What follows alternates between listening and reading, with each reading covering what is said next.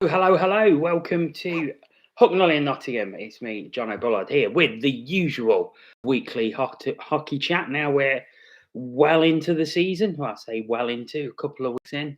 Seems odd saying a couple of weeks in when it's already October, but there you go. Welcome along. I'll just give it a couple of minutes for a few more people to get on. And if you are on Twitter, I really appreciate if you could retweet the link. That would be a great help to getting people along. Also, if you want to leave a question and haven't already, or you want to comment on any of the questions that are up for discussion tonight, the comments box is just over here. So pop something in the comments and I will be able to see it.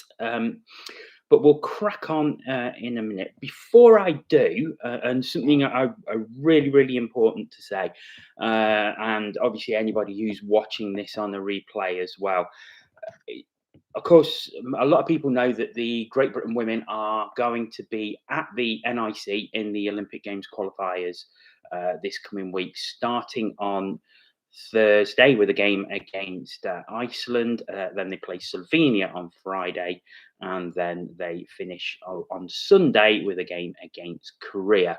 Whoever wins the group then goes into the next stage of Olympic qualifying. Whoever wins that group then will go to the 2022 Winter Olympic Games in Beijing. So this is a massive, massive tournament. The other thing as well is that the tickets are fantastically priced. It's £6.50 to go and watch the Great Britain Games. And with that, so with every adult ticket, you can get an under 16 in for free. So you can see 3 Great Britain international games for less than the price of one Panthers game in the same venue. So it's a bargain. It's incredible value for money. The games are going to the Great Britain games anyway are going to be covered live on the on Free Sports. So you can watch it on Free Sports. But you know what would look really great on television is if there was a lot of people in there. That would be a fantastic boost, not only for the girls who are playing, who really, really would need that support and would appreciate that support, but also, to just increase the perception and increase the, what am I trying to say? Just increase the exposure of women's hockey in this country. I've covered 3 national tournaments up until COVID sadly stopped the season in 2019-20, and I really, really enjoy the women's game. There's no checking, and obviously it's very, very different to the men's game, but the skill level is excellent, and I really, really enjoy how close the games are. I very, very rarely see a poor game, especially in the national finals, which I've covered before. I'm covering this again, so I'll be commentating on the afternoon games, which are going to be live on the Olympic channel on YouTube. And they face off at 2:00. So, if you're around, get on YouTube and watch those as well. But really, if you can get down. £6.50 a ticket, under 16s free, and I think it's really important to get as many under 16s in as well. Get the kids in, get them watching it, get them watching these young women playing for their country. It'd be hugely inspiring for them. So let's get as many people in as we can to the NIC, and it's a tournament I am very, very looking forward to being a part of for later on this week. Our opening question does come from Tony, who's at Disguise on Twitter, and he says, give us a couple of names to look out for at the Olympic qualifiers. Seriously hoping there's going to be a proper match program this weekend, so I get to learn who is who. I can't answer that, but I'm down at the arena tomorrow to start setting up the broadcast, so I will hopefully find out for tomorrow, or unless Chris Ellis is watching at some point, I'm sure he can put something on Twitter or on social media to say if there is a match program. So players to watch out for. I've been doing my prep all week, so lots and lots and lots of prep for this tournament, because there are a lot of names to learn. We'll start with Great Britain, and I suppose the names to pick out: Casey Trail, who is the first British female to be drafted in the WNHL. She was drafted by the Buffalo Buttes in round 5, 25th overall in the 2021 draft. She's currently playing for Whitley Bay, so she'll certainly be one to watch out for on defence. Ella Howard, netminder, she's playing in Canada for the University of Calgary in their youth sports. This is a Great Britain senior debut, but she's had some incredible performances at under 18 level as well. A netminder who has been very much watched as she's come through the ranks and come through the age group. She is an excellent netminder. The captain, Saffron Allen, she's had 44 Great Britain appearances with 32 points. Always puts in a great performance, Saffron, whenever she's got the GB shirt on. And also another one to watch out for, local girl, Shamini Jackson. She is from Nottingham, and she's also making a GB senior debut. She's played 5 appearances for the under 18s, so she'll certainly be one to watch out for. A player I've watched a lot with covering national finals and conference finals. Hugely talented girl. Saw her in the under 15s final at nationals a couple of years ago and had an exceptional game. Got player of the match from memory, and just completely fit into the top line, and I think scored in the first 3 minutes as well. Really good player, so she is definitely worth a look.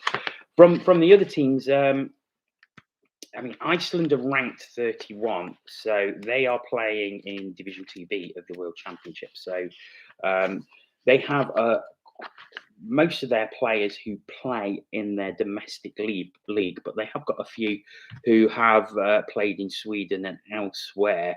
So of those, I think their highest point scorer is Sylvia Bjorgvinsdottir. She's just 22, has played in Sweden and the USA, 30 appearances, and has got 56 points. So she'll certainly be one to watch out for on the Iceland team. The Slovenian side, again, that should be a very close game with GB, because in the past they played each other in the World Championships in the past 2 that have happened.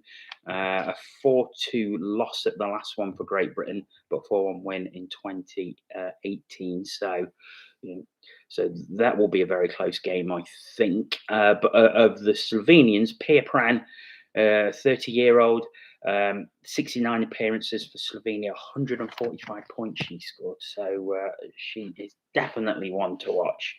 Also for them, Sara Confidenti, who plays in Hungary currently, just 23. She's had 33 appearances for Slovenia and 56 points. So I would imagine that will be 2 of their top forward line. So certainly keep an eye out for them. And then finally, we've got the South Koreans. Let me pull up my team sheet here. So a lot of the South Koreans, South Korea was part of a combined Korea team for the 2018 Olympics. So they've got 1, 2, 3, 4, 5, 6, 7, 8, 9 of that Olympic squad playing, but it's an incredibly young squad. There are 4 16-year-olds in that squad and another 4 17-year-olds. So very young team that South Korea are bringing over. Most of them again playing domestically in Korea. Of those, Park Hyun, who is at Ryerson University in Canada, was part of that Olympic Games 2018 squad. She's got 18 points from 52 appearances on defence, so certainly one to watch out for. And also their captain, Park Jong-ah, she actually scored a point in the Olympics. She got an assist on one of the 2 goals they scored in that tournament. She's 52 career and appearances and 64 points with 40 goals and 24 assists. So definitely one to watch out for there.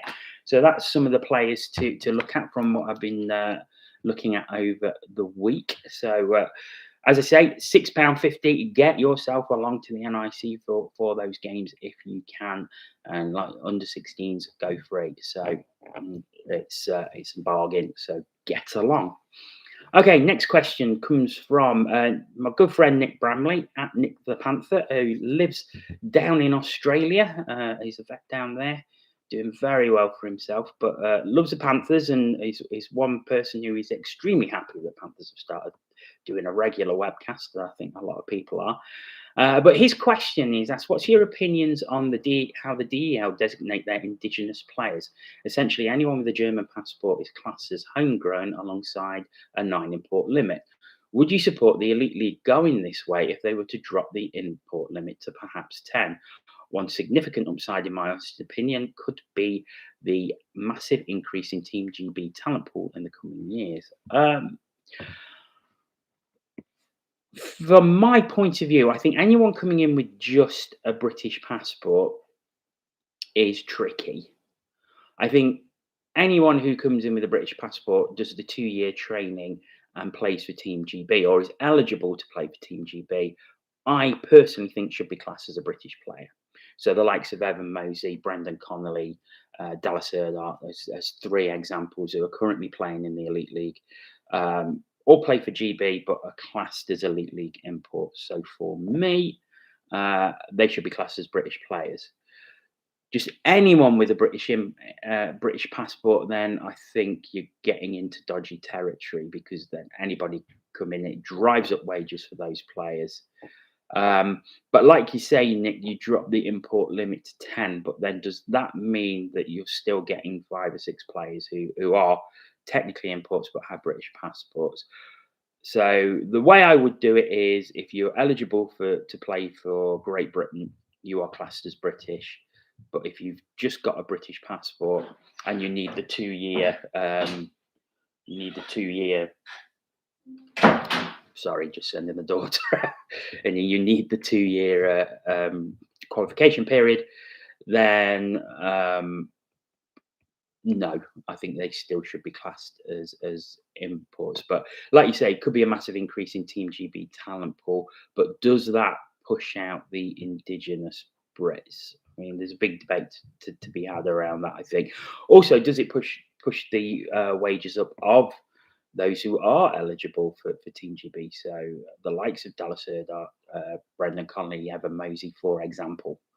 So, I mean, obviously, I doubt very few people have access to what teams are paying their players. So it's an interesting debate.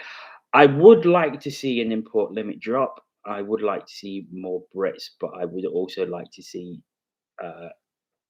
former imports who can now play for Great Britain classed as British players as well. Is my take on it at the moment, but we shall see. I think personally, I think 14.2 imports is too high, but that was discussed prior to the season starting. So I will leave that one there at the moment. Next question comes from Anthony Russell. Our banners on the wall. Just a quick plug for him, because Anthony does the What's Happening stream on Twitter. I think 8 o'clock on a Wednesday night, which is covering all things NIHL. So do join him for that if you can. His question is, Ralph I think it's Circumsenis. Well, I probably said that completely wrong. Solent got a match penalty after spitting in their 9-0 loss to Streatham at the weekend. He spat at Streatham forward Scott Bailey after fighting him. And he says, wield your banhammer, Jono. What does he get in those times of COVID? COVID or not, spitting at anyone is absolutely disgusting. Obviously, with COVID, there's an increased risk, but just spitting at someone is just heinous behaviour. So I would give him a straight 5-game ban just for spitting. Probably more. 5 would be the absolute minimum. You could probably argue a case for more than that, but certainly at least 5 for that. Absolutely disgusting. That sort of reminds me, for those that can go back, the 1990 World Cup, where I think it was Frank Rijkaard spat at Rudi Voller in a Holland versus Germany game. It was just, and I think they both got sent off. But yeah, I can't be doing spitting.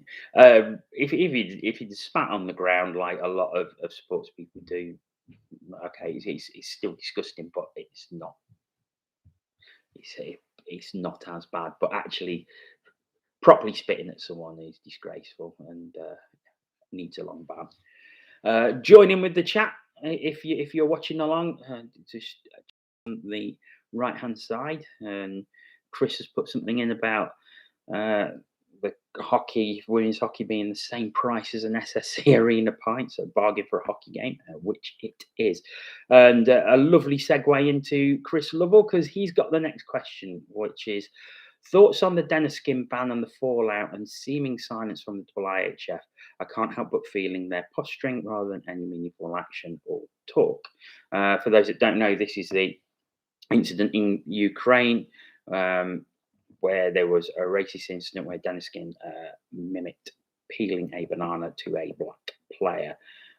Something that was covered on last week's chat, something I wrote about for Ice Hockey this week, where I said I thought the ban was pitifully small. He got a 13-game ban and I think an $1,800 fine. Nowhere near enough for what he did. Personally, I'd have banned him for life. I think a message needs to be sent. But also the IIHF have been very, very silent on the issue after an initial statement prior to the ban being given, and have not really not actually said anything since. And then the general manager of the Ukrainian Hockey League got fired for speaking out against racism. So it's an awful story all round, with a very unsatisfactory outcome as far as I'm concerned. So I think the ban is nowhere near enough. I think the silence from the IIHF is disgraceful, and I just think the 13-game ban is nowhere near enough. But again, it's something I've covered extensively on British Ice Hockey. So do go and have a look at the article I wrote at the weekend, which got a lot of support, but did cause a bit of a Twitter backlash from one user, which didn't go very well. And I'll leave it at that because I don't really want to give them the publicity on here. Mark says should be banned for life. I totally agree. Totally agree. I think a message needs to be sent and an example needs to be set, and it wasn't.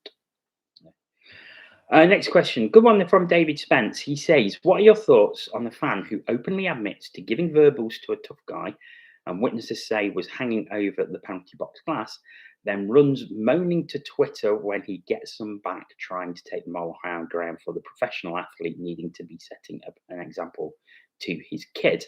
So I think this came out on Twitter on Sunday night. A Belfast Giants fan who was in Dundee watching their match was giving some verbals to Haas, and Haas turned around and gave him some back. And then this fan runs onto Twitter and has a bit of a whinge about it and saying that Haas should be sending a better example to the kids. Shouldn't you be setting a better example for the kids by not hanging over the penalty box glass and verbally abusing professional hockey players? But by the by, I think in anything, and this is something we see a lot in sport, and especially hockey, a lot of people who are prepared to dish it out, but like taking it back. Sorry, if you're going to dish it out, don't be surprised when someone turns around and gives you some verbals back. The fact this happened to be a professional hockey player, what are they supposed to do? I mean, a lot of people can say, oh, well, they should be professional. They shouldn't say anything. They shouldn't turn around and have a go at a fan. Depends how much you take. Depends what was said, which I don't know what was said. But even so, don't go giving out jip and then crying about it when somebody reacts. So as far as I'm concerned, I think Haas was completely right to have a go back at it, and this guy was completely wrong to go on Twitter and social media and have a whinge.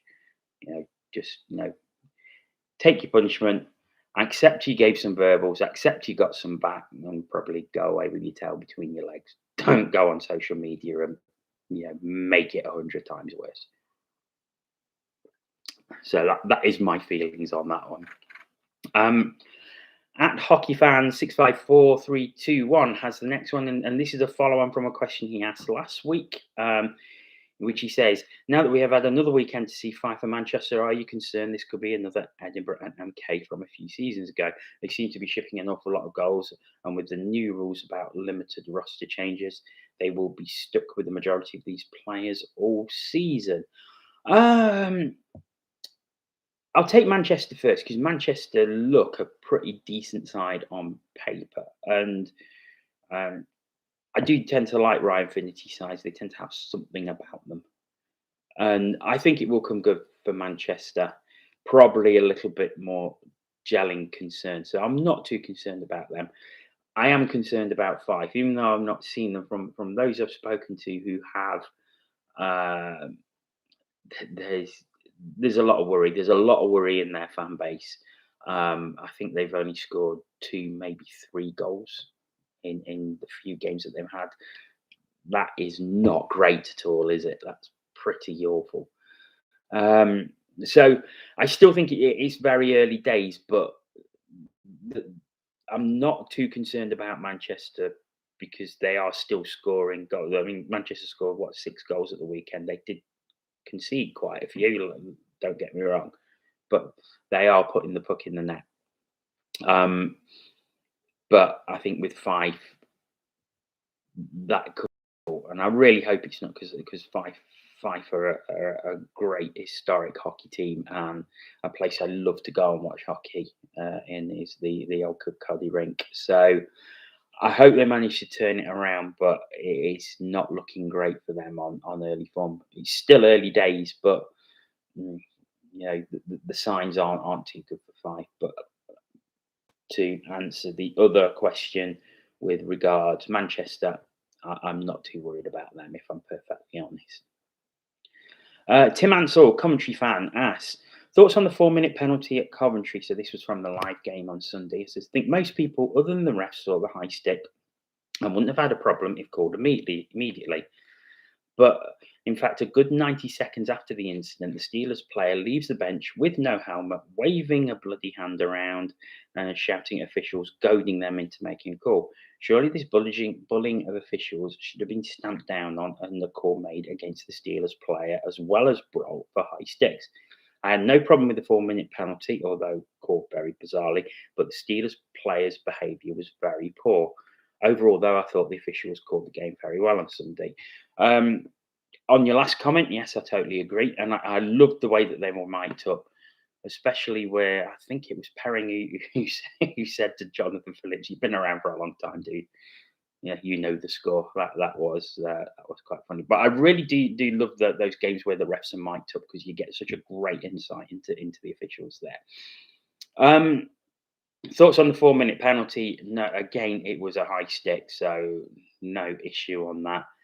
As far as the Steelers player, I wasn't sure, so I had to sort of go. I went to the rule book, and the rule book. Sort of, I went down penalties, and I suppose the only thing that you could really have been called for is abuse of the official. But was he really abusing the official?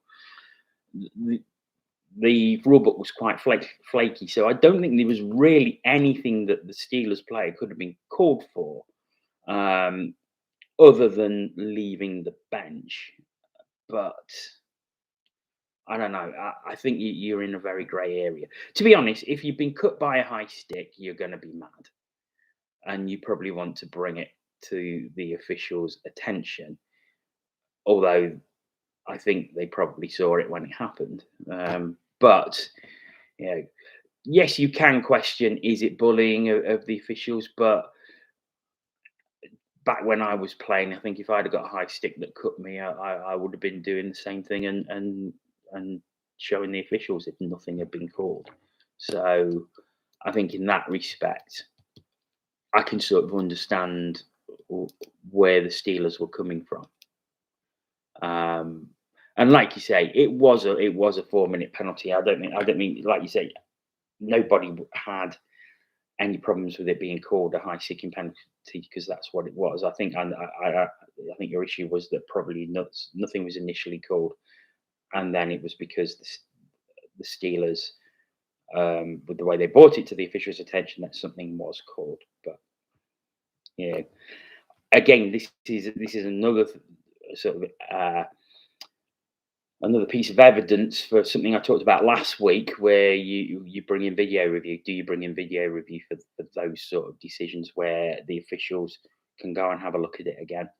And I think I think it should. I think video review should be brought in for those situations. But again, that's something that was discussed last week at length. So yes, officials or the elite league start letting the officials use video review for penalty calls or certainly major high sticking penalty calls. Next question is a Panthers related question from Reese Williams. He says, Ollie Betteridge just scored 2 very impressive goals already. It's 3 he scored. Could we be seeing a Luke Ferreira 2019-20 style breakout season? Well, don't forget, Ferreira in 1920 was the top goal scorer in the league. Is Ollie Betteridge going to be the top goal scorer in the league? I would love him to be. I don't think he will be, but let's be honest, he's had a great start. I think elite prospects, and I think the highest number of goals he scored in the season is 9, and he's got 3 already. So he's a third of the way towards that. I think if he can maybe get into the high teens, early 20s, you are looking at a breakout season anyway, because it'll be a lot more goals than he scored previously. So Luke Ferreira style, probably not, but breakout, why not? If he carries on this form, and I think somebody made the point on Twitter, I think it might have been Steph, saying he only seems to score proper highlight reel quality goals, and he does. I mean, one of them in Manchester was fantastic, top beautiful snipe in the top corner. The one he scored against Dundee, where he took it down the left wing, cut in, and then just put a beautiful snipe over Adam Morrison's glove hand. It was a fabulous goal. So, yeah, Betteridge, a great start, and let's hope he can continue. But I think he'd have to be going some to pull out a season as good as what Luke Ferreira had in 1920, to be perfectly honest. Another one from Chris Lovell, and he's on about Lyndon Springer. He says, with Lyndon Springer receiving 2 major penalties this soon into the season, does there need to be some sort of ban in place after a certain number of major penalties? Because it seems like he continues the behaviour with no real deterrent. Reviewing this, he's got both penalties against the Steelers. Big outcry from the Steelers fan base on both occasions. And the first one was in Manchester, where he was punching Sam Jones on the ice. But looking back at the game sheets for both these games, he didn't actually get a game penalty. In Manchester, it was 54 minutes. He got 2 + 10 instigation, and then the 5-minute fighting penalty, which was the major. In Sheffield, I think a lot of people would have seen this on social media from the weekend. It was a very late check. Now, I've watched it again and again, and when I initially watched it, I was like, "Ooh, that looks bad." But having watched it a few times and looking how he comes in, yeah, he's horrendously late. I don't think anybody will argue with that. He is horrendously late on the hit. But I don't think there's any intent to injure. I think he's actually going for a hip check, and it looks like a pretty normal hip check. However, he's just incredibly late with it. I think the Steelers player is obviously not ready for it, because the puck has gone a good 2 seconds previously. So yes, it's very late. He probably deserves the 5-minute interference penalty that he got. Does he deserve any more? I think, having reviewed it and watched it and trying to look at it with a completely neutral view, personally, I think that's enough. I know a lot of Steelers fans were going quite crazy about that, and understandably so. I think if that had happened to if that had been on a Panthers player, I think the Panthers fan base would have been up in arms as well.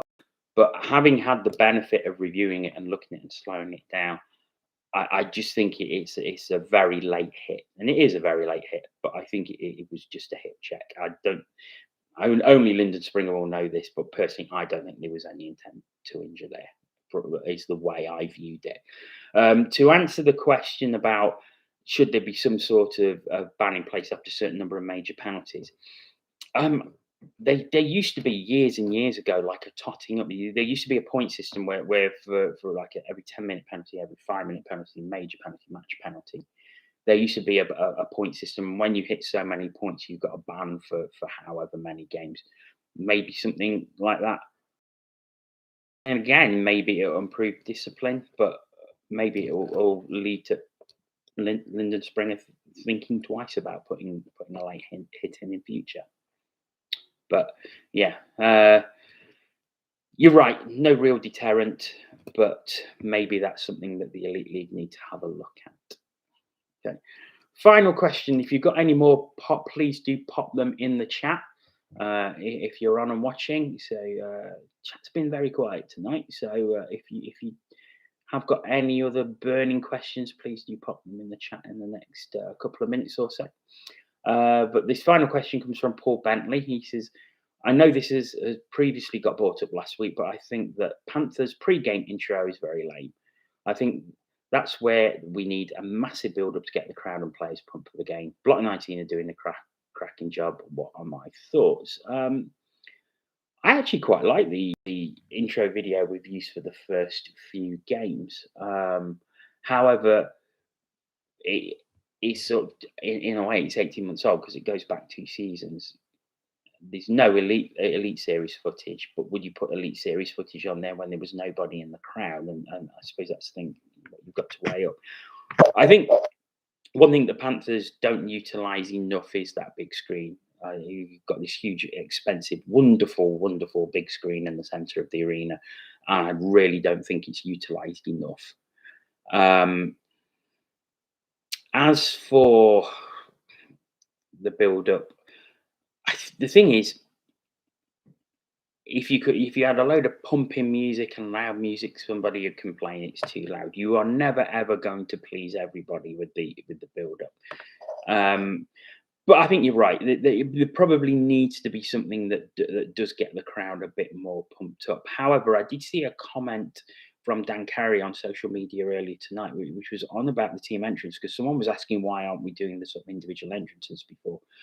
And apparently that's down to Guy Doucette and Tim Wallace wanting them to come out as a team and not as individuals, which when you think about it, is actually quite a good idea. I actually quite like that. And then he went on to say that they are contractually obliged to do the starting 6 now as part of the Premier Sports sponsorship. So they announced the starting 6 for each side, which again I quite like. But I don't know. I also quite like the individual entrance. I do agree with Paul that it perhaps does need to be a little bit more pumping and get the pulses racing. But yeah, you're never going to please everyone on that one. Everybody's always going to have a different opinion, and everyone is also always going to have their different ideas for how that should work. So yeah, it's a tough question to really answer. Okay, any more questions before I shoot off? Just pop them in the chat below. Another reminder, Great Britain women at the NIC in the Olympic qualifiers, Thursday, Friday and Sunday of this week. Thursday is a 7:15 face-off, Friday a 7 o'clock face-off, and on Sunday it's a 5 o'clock face-off. Just £6.50 for an adult ticket, and an under 16 can go free with you at that price. An absolute bargain. Get down there, get them tickets bought. Let's make it look fantastic on television. Give the girls the support, because they will definitely appreciate it. And it's likely to. Well, I think they've already said that it will be the biggest crowd ever to watch a women's hockey game in this country. Let's get it bigger. Let's get it as big as possible. Just £6.50. It's an absolute bargain. So if you can get yourself down to the NIC for those games this week. Okay, no more questions seem to be coming in. So that is it from me for tonight. I will hopefully be back next week with some more hockey chat and some more questions. questions under discussion. But for now, thank you so much for joining me tonight. Have a good rest of your evening, and I shall speak to you again soon. Take care. Bye bye.